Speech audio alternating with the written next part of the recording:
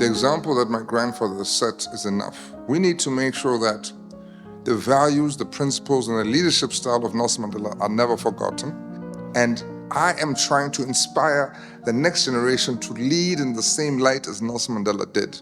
So I'm working on a leadership program where we take American kids, South African kids, Brazilians, put them together, teach them leadership style so that when they go back in their community as entrepreneurs, as community leaders, that they're leading in the same style as Nelson Mandela. When you talk about courage and resilience, when you talk about integrity, right? And you talk about having a vision, and you talk about empathy, I'm trying to make sure that young people can continue in the same light and inculcate the spirit of Nelson Mandela. Because if we say he's the greatest leader in the world, then why aren't we making sure that our kids understand his values and can lead and walk in the same light as Nelson Mandela? Ndaba, the grandson of Nelson Mandela, thank you so much for your time. I really appreciate you giving me this interview. Ndaba, first of all, we are here today in the Connaught, in the hotel. Yes. We are here to celebrate the life of Nelson Mandela, your grandfather. That's right. And we are here in London. Yes, Tell me about today's events. So today we are here to commemorate 10 years of the passing of Nelson Mandela.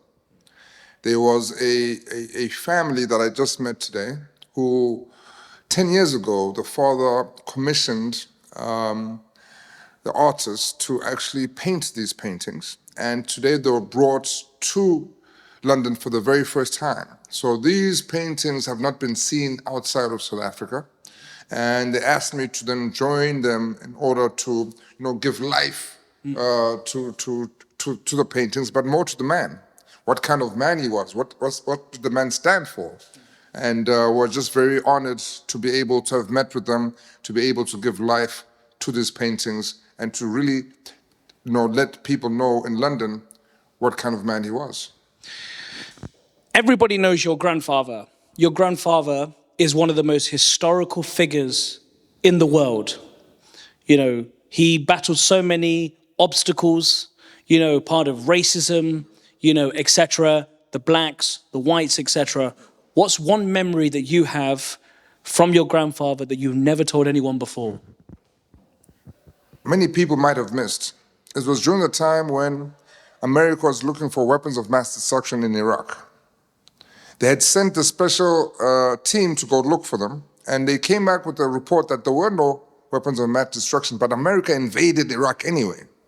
My grandfather was so mad, he was so livid, that he took it upon himself to go into the South African Broadcasting Communications to make a statement. And the statement was, why does America insist on invading Iraq, even though they have said there are no weapons of mass destruction? Is it because the United Nations is being led by a black man for the very first time?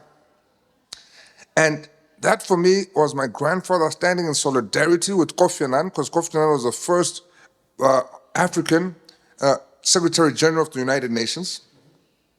But also showed you that even after his presidency, even in retirement, he was still had so much conviction in his heart to go and show solidarity that he had with his fellow brother, Kofi Annan.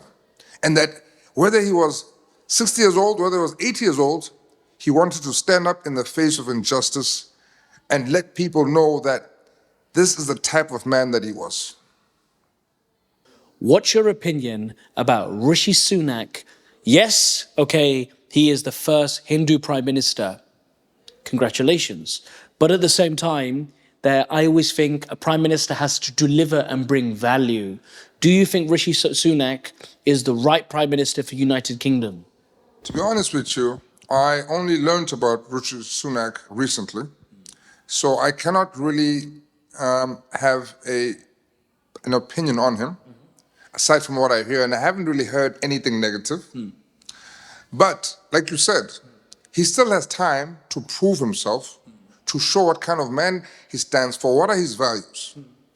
But when you look at somebody like Barack Obama, he was there, he had a great term, no scandals, he did well. But what did he do for the Black Americans? What did he do? We don't know. We cannot actually pinpoint it. Nobody really knows. Okay, we can talk about Obamacare. Obamacare was a universal care that he wanted to put forward for everybody who can't afford medical aid, right? But what did he do specifically for his people? Nobody knows, and nobody can pinpoint that out. So did he actually push the grain for his own people? No. So when you ask me about Rishi Sunak, I believe it's still very early in his term. He just took office. It's not even been 2 years, right? So he still has time to show and prove himself. What are his values? What does he stand for? And what does he stand against? It's still early for him as far as I'm concerned. I'm going to talk more into entertainment.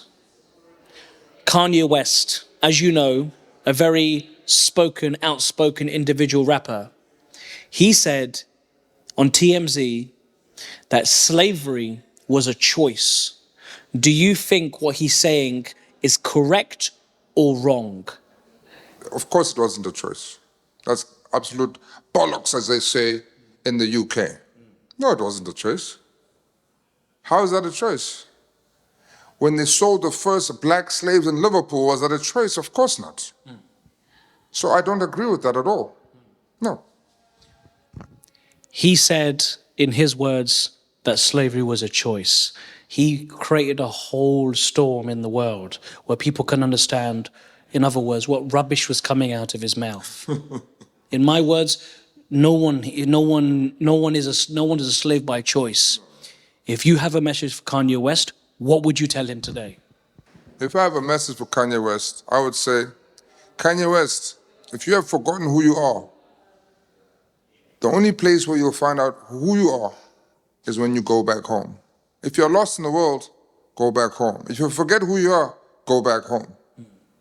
That's all I can say. The violence in South Africa, you know, Ndaba, you're a very intelligent man, sometimes can be off the roof. Sometimes the scale is, I've lived in South Africa in Sandton, so I understand South Africa very well. Sometimes there's violence everywhere.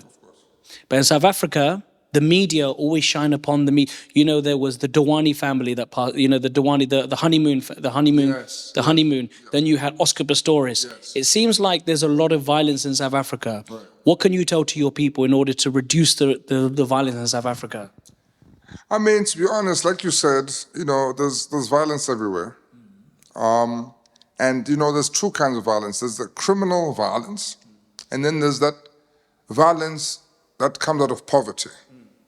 So the one that comes out of poverty, there's not much to say for it, right? Because I can't say, oh, the criminals, all the criminals. No, let's take off the poverty. If we take off the poverty, then you would eliminate that violence. But then now you talk about the pure criminal element. Now that's a different element. The guys that sell drugs, the guys that do hijackings, the guys that do organized crime, there's really very little much to do about that. So my general thing when it comes to crime is deal with the underlying fundamental issues, and that is poverty. If you're able to get rid of poverty, trust me, your crime will go down. And what do you think of the current president of South Africa at the moment, in your opinion? The current president of South Africa at the moment, unfortunately, has not been able to meet the plight of the people.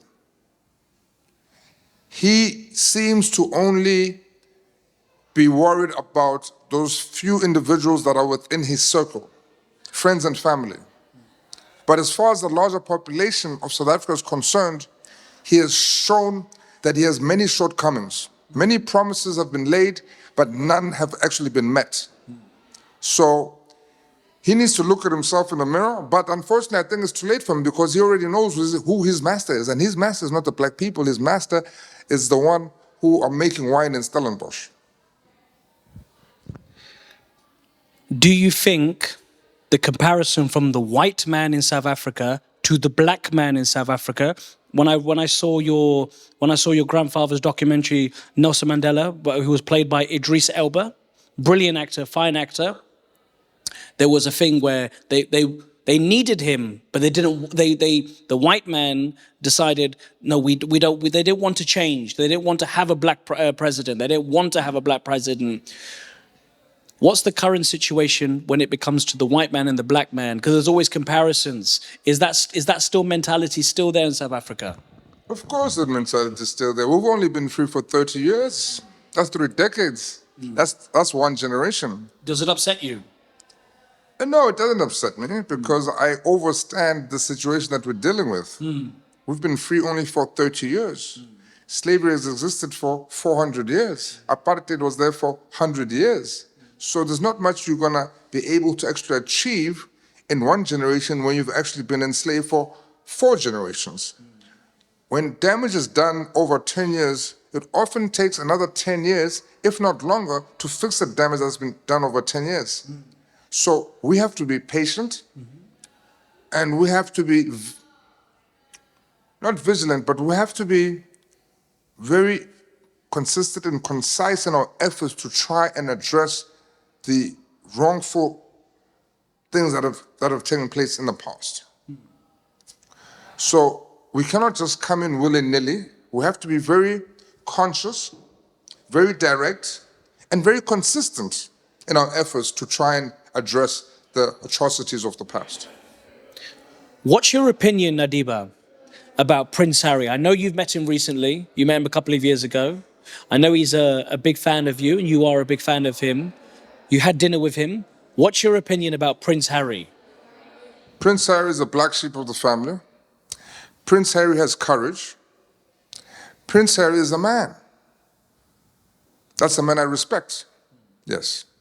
Do you think in his situation, because people say in England, because he married a half black woman, people say, oh, because she's American. People don't want to outline and say exactly what they feel. They don't want to say because of this. People say hiddenly that because it's Meghan Markle and she comes from a black family, and also there was a conversation that they had with Oprah about how dark the baby was. Right. Or what's going to be. Or what's going to be, yes. Do you think people don't accept Meghan Markle because of her ethnicity background? Of course. That has shown us that UK is still largely old school, dogmatic, conservative nation at the end of the day. They are not very open to change. They're not open to the new prime minister. No, they're not. They're at odds with themselves. You know, are we going to accept this or not? No, they're not willing to accept it. You understand what I'm saying? But at the same time, that's why my hat goes off to Prince Harry. You understand? Because he literally swam uphill. He swam upstream. He was that salmon that swam up the waterfall. And that's why I give kudos to him. That's why I take my hats off to him. Because he is his own man. Yes. Ndaba, thank you so much for your time. I really appreciate all your efforts and your conversation with me. And I hope we can continue our friendship and have a great relationship in the future. Thank you very much for your time.